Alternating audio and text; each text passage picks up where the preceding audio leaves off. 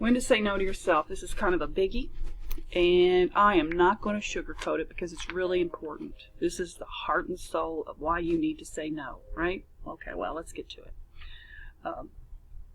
The one person getting in the way of what you truly want out of life, the thing that you feel deep to your core you're meant to live, the life you're meant to enjoy, is you.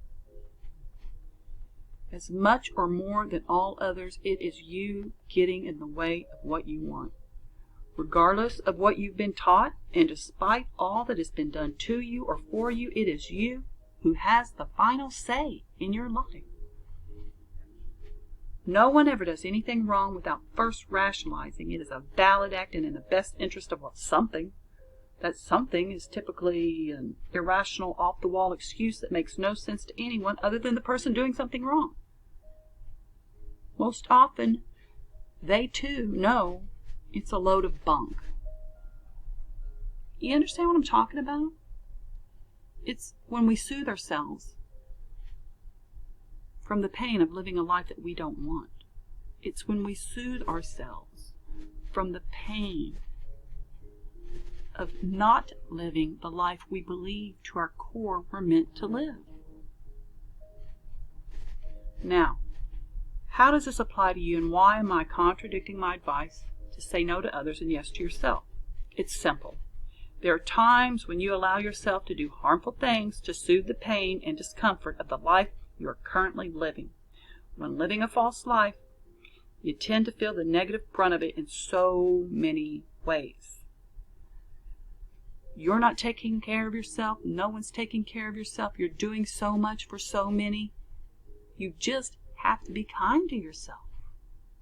But sometimes, many times, we do it in a really unhealthy way because we undervalue ourselves. We've come to undervalue ourselves. We've come to doubt what we can actually do. It's because you don't have any time to accomplish it. When feeling sad, let down, exhausted, we tend to comfort ourselves in very unhealthy ways. You get the picture. Come on. Perhaps you've painted a few yourself. The things we do to temporarily feel better or distract ourselves from the pain of living a false life and being an imposter typically are things that are harmful to your well-being. You probably hear people throw the word imposter around a lot. It just simply means you're not being your real self. You're not being true to yourself. You're not doing what you want to be doing. You're doing more of what other people want you to do, or more of what people have told you is the right thing to do, the right way to be, than following your own instincts. Whew, that was a mouthful, but it's vital.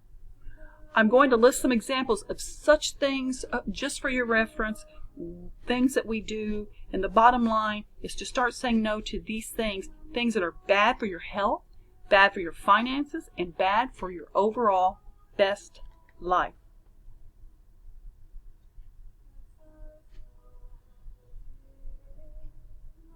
Overeating junk food.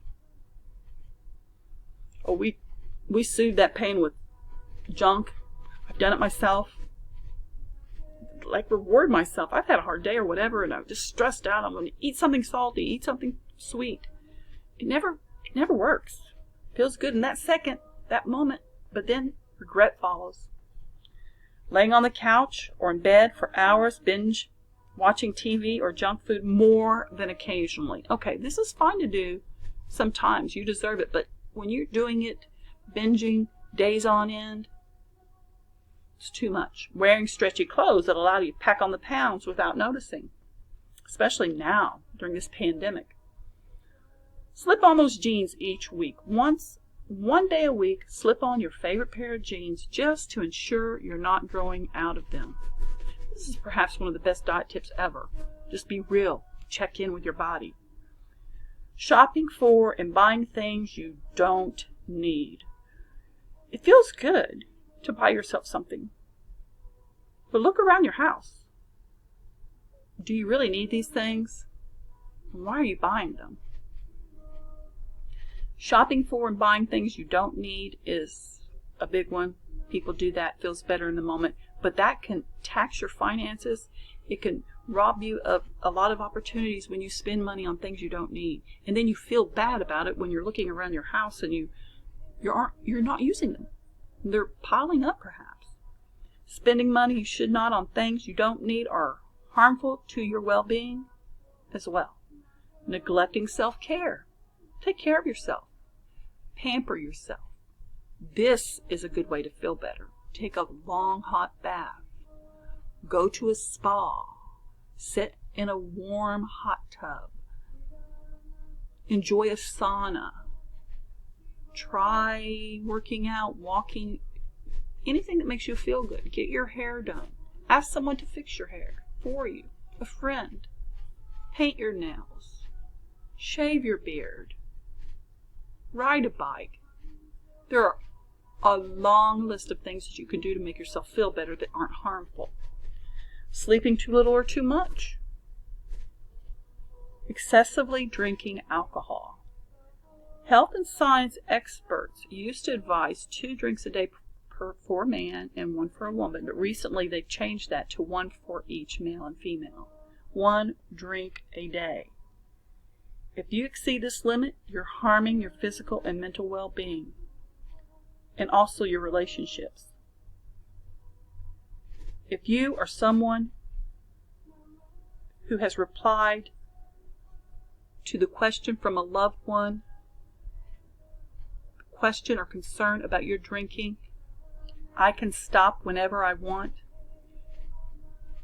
or I don't drink that much, you no doubt might want to consider that you have a problem with alcohol.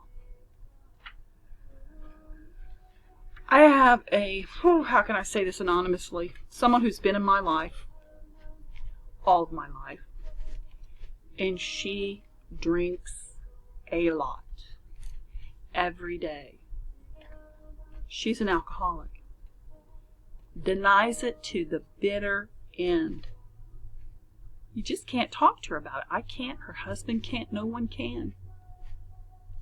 She is a full-grown adult, older than me, and believes she's in control. She believes it's fine to drink a lot a day. I won't even say how much, but it's shocking.